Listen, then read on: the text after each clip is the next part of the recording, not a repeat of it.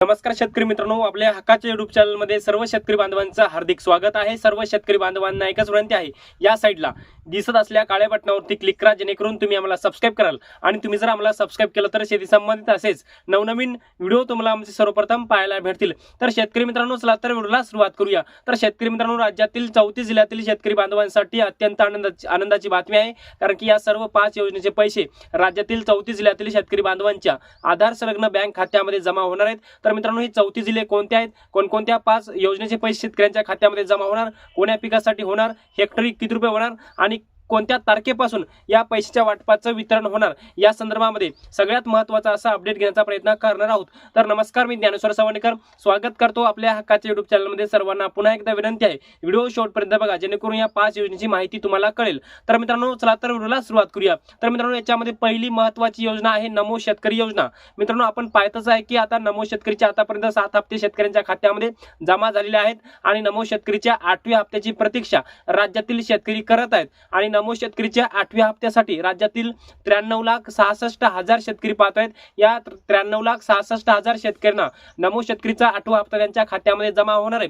परंतु कोणत्या शेतकऱ्यांच्या खात्यात जमा होणार आहे, सर्वप्रथम ते सांगतो। तुमचं लँड सीडिंग यस असेल, तुमचं आधार सीडिंग यस असेल आणि तुमची केवायसी केलेली असेल तरच तुमच्या खात्यामध्ये हे पैसे जमा होणार आहेत, अन्यथा तुमच्या खात्यामध्ये पैसे जमा होणार नाहीत। लँड सीडिंग, आधार सीडिंग आणि केवायसी, त्यानंतर तुमच्याकडे फार्मर आयडी असणं अत्यंत महत्त्वाचं आहे। ते राज्य सरकारने आता बंधनकारक केलेलं आहे। तुमच्याकडे जर फार्मर आयडी नसेल तर तुम्हाला नमो शेतकरीचा 8वा हप्ता तुमच्या खात्यामध्ये येणार नाही, हे मात्र स्पष्ट आहे। याचबरोबर नमो शेतकरीसाठी राज्य सरकारने 2.5 लाख शेतकरी अपात्र केलेले आहेत आणि अपात्रतेचं कारण सांगलेलं आहे की जवळपास जे 2.5 लाख शेतकरी असे आहेत, त्यांचं अपात्रतेचं कारण सांगलेलं, एखाद्या कुटुंबामध्ये 2 लाभार्थी असतील, पती किंवा पत्नी लाभार्थी असतील, तर एकाच कुटुंबातल्या दोन्ही लाभार्थ्यांना, पती किंवा पत्नीला याचा लाभ दिला जाणार नाही, एकाला अपात्र केलं जाणार आहे। तसे त्यामुळे अशा 2.5 लाख शेतकऱ्यांना राज्य सरकारने नमो शेतकरीसाठी अपात्र केलेलं आहे। आपण पाहतोय सध्या 3 डिसेंबर पर्यंत निवडणुकीची आचारसंहिता आहे।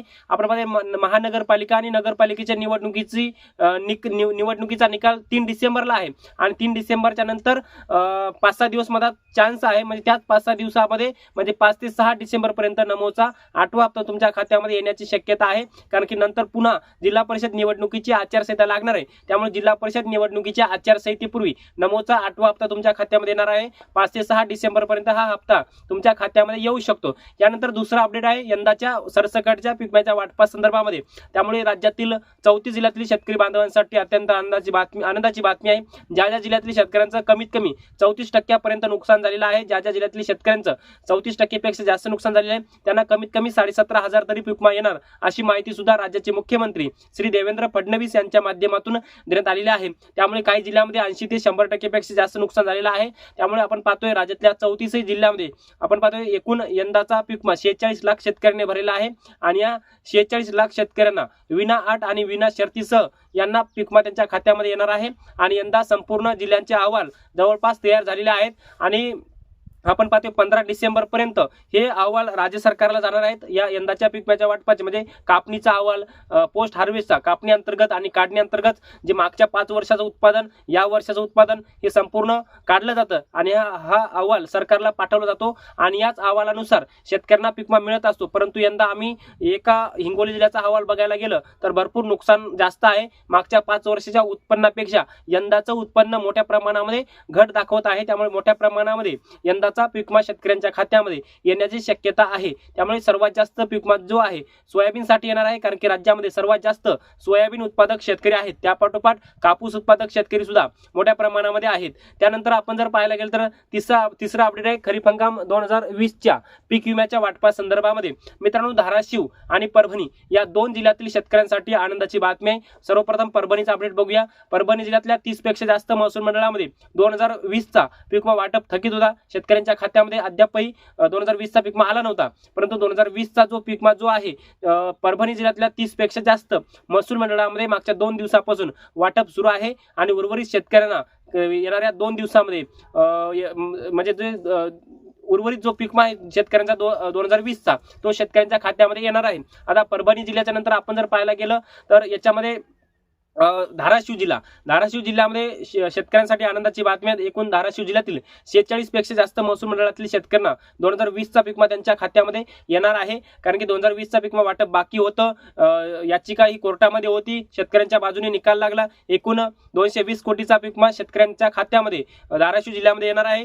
3 लाख शेतकऱ्यांना 220 कोटी रुपयाचा पीक विमा येणार आहे आणि तो व्याजासकट येणार आहे. कोर्टामध्ये 58 कोटी रुपये जमा झाले आहेत आणि व्याजासकट 86 कोटी रुपये व्याजासकट कोर्टाकडे हे पैसे जमा झालेले आहेत आणि उर्वरित 134 कोटी रुपये विमा कंपनीच्या माध्यमातून आणि असे मिळून 220 कोटी रुपयाचा पीक विमा धाराशिव जिल्ह्यामध्ये जमा होणार आहे. आणि याच्या व्यतिरिक्त याच्या अगोदर 289 कोटी रुपये धाराशिव जिल्ह्यासाठी 2020चा पीक विमा म्हणून वाटप झालेला आहे आणि एकूण 500 कोटीचा जवळपासचा विमा धाराशिव जिल्ह्याला 2020चा मिळणार आहे.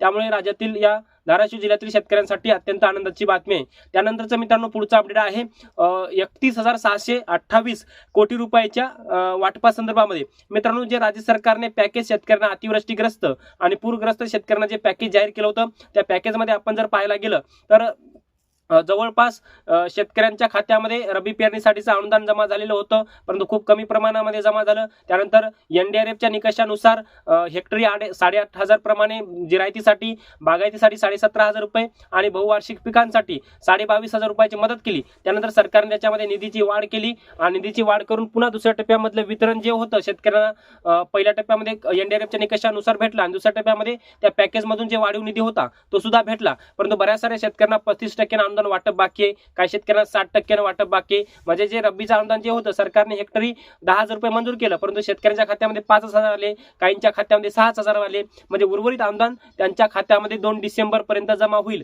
अशी माहिती कृषी विभागाच्या माध्यमातून स्पष्टपणे आपल्याला दिलेली आहे आणि ही माहिती आपण शेतकऱ्यांना सांगण्याचा प्रयत्न करतो आहे. तर मित्रांनो, जे सरकारने NDRFच्या निकषानुसार जे पॅकेज च्या अगोदर जे नुकसान भरपाई म्हणजे जिल्ह्याचे प्रस्ताव सरकारला गेल्यावर जे ते प्रस्ताव सरकारने मंजूर केले होते, तर त्या प्रस्तावानुसार जे शेतकऱ्यांचे पैसे बाकी होते तर ते आता यायला सुरुवात झालेली आहे. आणि ज्या ज्या शेतकऱ्यांकडे आपला फार्मर ID नाही त्यांना KYC करायला कृषी विभागाने सांगलेलं आहे.